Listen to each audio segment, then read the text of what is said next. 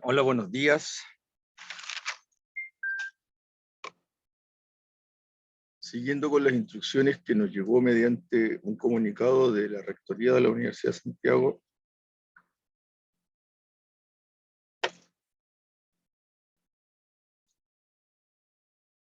para el reinicio de las clases con fecha 29 de noviembre en el horario normal de clases,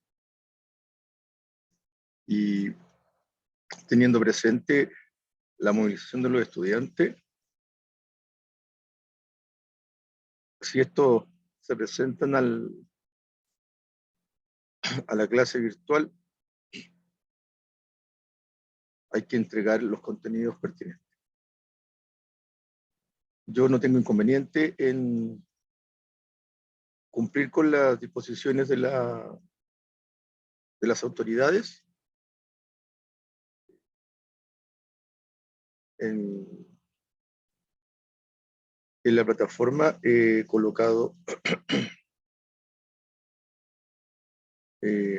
una clase donde refresco los conocimientos que hemos estado revisando previo a la movilización y a la paralización, con el afán no de aumentar la cantidad de materia revisada, sino que haciendo un recuento y una revisión del material, con el objetivo de que aquellos que durante este periodo no tuvieron la presencia que hubiesen deseado, básicamente por que estaban desarrollando su práctica o alguna otra actividad paralela, puedan, ¿cómo se llama?, revisar este video y entender que el concepto de costeo industrial obedece solamente a la necesidad de establecer básicamente, o de manera clara y directa, cuánto cuesta un producto de manera unitaria. Sabemos nosotros que los costos de fabricar están directamente ligados al concepto de producción, al concepto de la interrelación entre el hombre y la máquina, es decir, el maestro, el ayudante, los trabajadores que están en torno de una máquina transformadora de materias primas. Y la máquina misma, es decir, los insumos que la máquina utiliza para su funcionamiento. Es decir, la energía eléctrica, por ejemplo. Si una máquina que utiliza turbinas de vapor, la generación de vapor por el medio de una caldera, el transporte del vapor mediante cañerías hacia la máquina. Si es una máquina que utiliza sistemas de apertura mediante válvulas que funcionan con presión de aire, se requiere entonces de un generador, de un compresor que comprime el aire, que lo va almacenando en un estanque pulmón y mediante tuberías, cañerías llegan hasta la máquina y mediante válvulas, obviamente, se va alimentando una presión constante de aire que permite la apertura y el cierre de válvulas.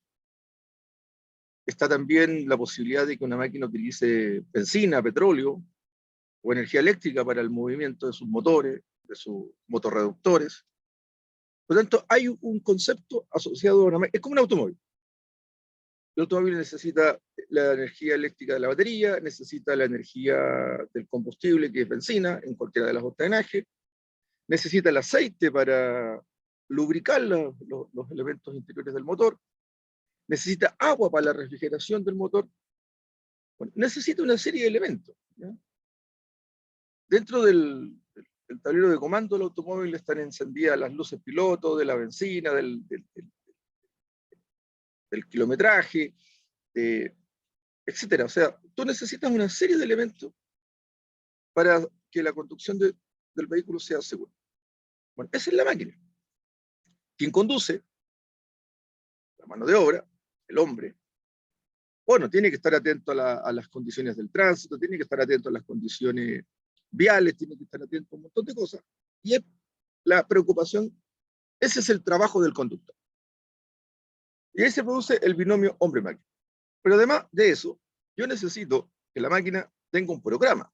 Es decir, saber qué es lo que voy a producir en la mañana, entre las 8 y las 9 de la mañana, qué voy a producir, el tipo de producto. Y supongamos que vamos a producir escoba. Es una máquina súper simple, recibe el palo de la escoba, recibe las ramas de la escoba, vamos a suponer que una fábrica de escobas de rama, un cierto tipo de alambre en un diámetro que hace que se amarre la escoba, y cuando se forma el capuchón de la escoba, hay una parte plástica, hay una parte que pone un clavito, qué sé yo, o sea, hay elementos que fabrican la escoba. La máquina va a ser alimentada con los palos, va a ser alimentada con las ramas, va a ser alimentada con los capuchones plásticos, va a ser alimentada con los clavitos, ordenadamente. Si usted se ha dado cuenta, la escoba tiene una punta, un extremo, que es romo, para que la gente no se lastime, y en el otro extremo está más bien bruto, más bien burdo, que es donde va donde se inserta la rama, el ramaje, y se envuelve con este capuchón plástico. Bueno, ese concepto, tan simple como armar una escoba, lo hace una máquina. Necesito el palito, necesito el ramaje, necesito el capuchón, necesito el alambrito, necesito el clavito. Todo eso son insumos de producción, donde vamos a definir que la materia prima para construir una escoba es el ramaje. La rama de la escoba son la materia prima principal. El palito, escoba, es vital, pero no es la materia prima principal. Es decir, yo con las ramas solamente no puedo barrer, pero puedo sustituir esa barra a lo mejor por otro material plástico, material metálico, material cerámico, etcétera. Lo puedo cambiar. No es quizás lo más útil y lo más idóneo, pero lo puedo cambiar. Pero no puedo funcionar y hacer una escoba o hablar de un concepto de escoba si no tengo un palo y un ramaje. Bueno, por tanto, en este caso, el palo de escoba y el ramaje pasan a ser materia prima principal, porque no pueden funcionar el uno sin el otro. No se puede. No se arma la escoba. Entonces, esa es la materia prima. Viene el capuchoncito que si yo no lo coloco, no queda firme el anclaje entre el ramaje y el palo de escoba. El alambrito para envolver el capuchón y envolver parte del ramaje para darle solidez, darle resistencia, pasa a ser un insumo. Lo puedo reemplazar por cordel, lo puedo reemplazar por cordel de cáñamo, lo puedo reemplazar por cordel plástico, lo puedo reemplazar por algún otro elemento, no necesariamente alambre. Con alambre queda más firme, queda más estructurada, más armada, pero es reemplazable, pero es un insumo. El capuchoncito puede ir, puede no ir, puede ser plástico, puede ser un cartón duro, puede ser otro elemento. Lo puedo reemplazar por otros elementos, pero no quedaría bien terminada la escoba si no le pongo el capuchoncito. Por tanto, también es un insumo. Y el clavito, que va a unir todo lo anterior, donde se va a insertar el alambrito para dar todas las vueltas, también es vital, pero no es materia prima, es un insumo. Entonces, ahí tiene usted un concepto. Ahora, ¿cuánto me demoro en realizar el armado de una escoba?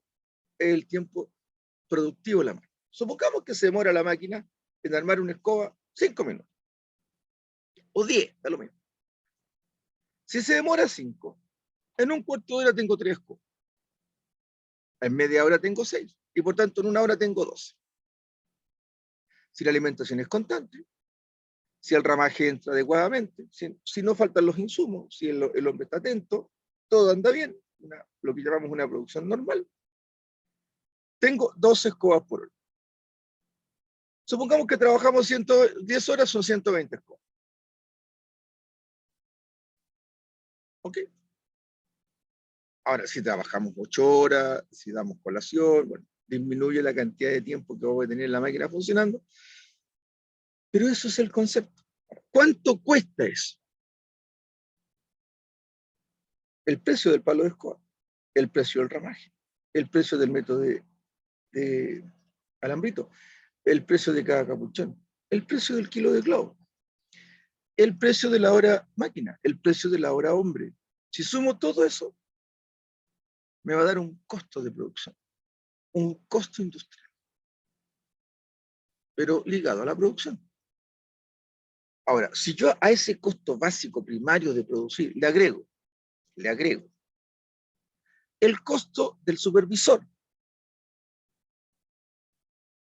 que no está ligado directamente a fabricar la escoba, pero es el encargado de revisar el plan y programa, el encargado de conseguirse las materias primas con la bodega, para que las materias primas lleguen a tiempo, para que la máquina esté constantemente alimentada. Una persona que va a sacar escobas de muestra para hacerle un control de calidad, que garantiza la calidad del producto, que esté bien armado, que esté sólido, que si le pega un tirón al ramaje, no se desprenda del palo. O sea, que estamos fabricando bien. Un costo. O sea, hay costo de la bodega, donde están guardados los palos, las ramas, el alambre. El costo del bodeguero, el costo del ayudante de la bodega, el costo del trabajador de bodega. Costos. Pero son costos operacionales. Están en torno a la operación. La bodega, el supervisor, el control de calidad. Está en torno a la producción. Son llamados costos operacionales. Pero hay un costo, que es el costo de las oficinas, donde están los vendedores que venden las escobas. Donde está la secretaria de la gerencia. Donde están el gerente o el dueño de la empresa. Donde está el hombre de finanzas, donde está el contador que paga. Toda esa parte administrativa, llamada administración y ventas, también suman costos. Y si yo sumo ese costo de la administración más el costo operacional, me va a dar el costo total. Y el costo total, si yo divido el costo total por el número de escobas que fabriqué durante 10 horas,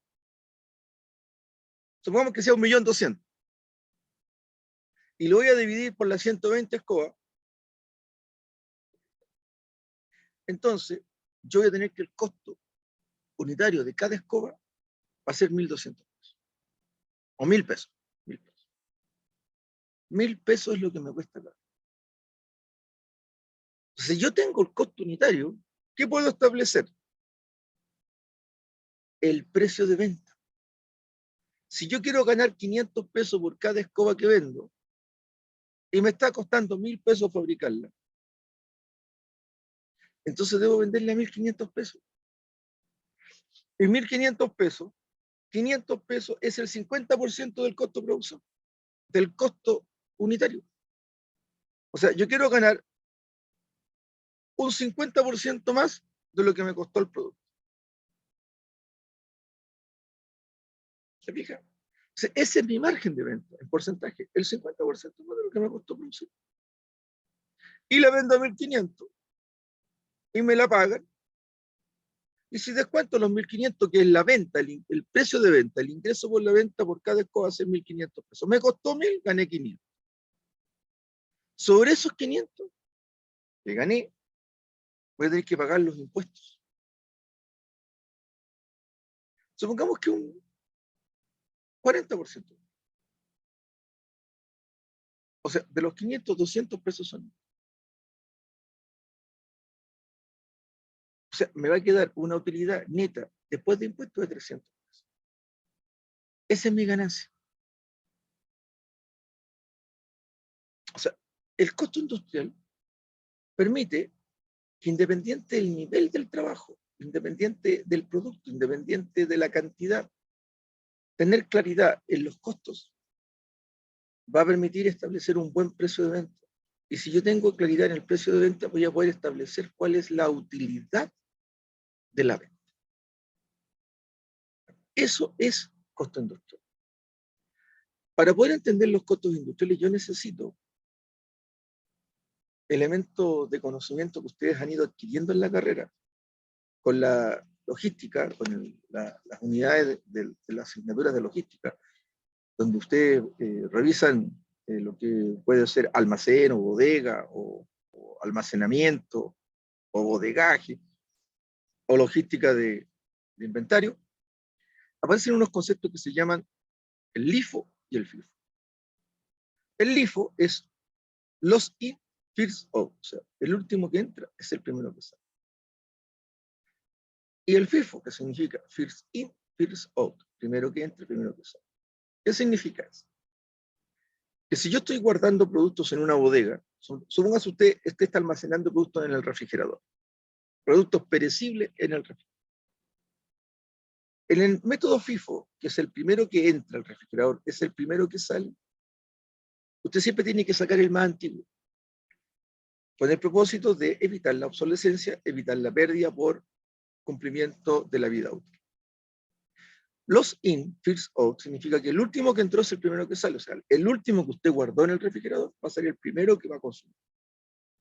Va a depender entonces, si es FIFO o LIFO, la perecibilidad del producto, la capacidad de mantenerse en condiciones de ser consumido o utilizado. Bien. Hay productos que pueden estar al final de la bodega y pasar mucho tiempo y no consumirse, y cuando se va a buscar está en perfectas condiciones, no hay problema. Y hay productos que si usted los almacena al final de la bodega y es el último en consumirse, cuando usted lo va a buscar ya no sirve. Entonces, los productos que tienen vida útil corta debiesen ser los primeros en utilizarse cuando son los primeros en almacenarse. Bueno, ese LIFO o FIFO permite establecer una dinámica de la bodega en cuanto a la entrega, en cuanto a la carga de la bodega y en cuanto a la descarga de la bodega. Pero además permite establecer los precios. Cuando yo compro con factura y viene un precio unitario. Por tanto, cuando almaceno de acuerdo al precio unitario. Si yo quiero establecer el costo del producto que estoy fabricando, entonces lo que yo debo establecer es básicamente el costo de lo que me va a costar fabricar de acuerdo a los precios unitarios que tiene la materia prima.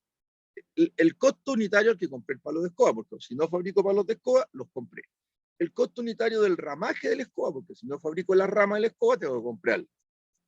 El costo del alambre, porque si no fabrico alambre, tengo que comprar el alambre. El costo de los clavitos, el costo de los capuchones. Todos esos costos que yo compré viene ingresado en una factura. Precio unitario de la factura.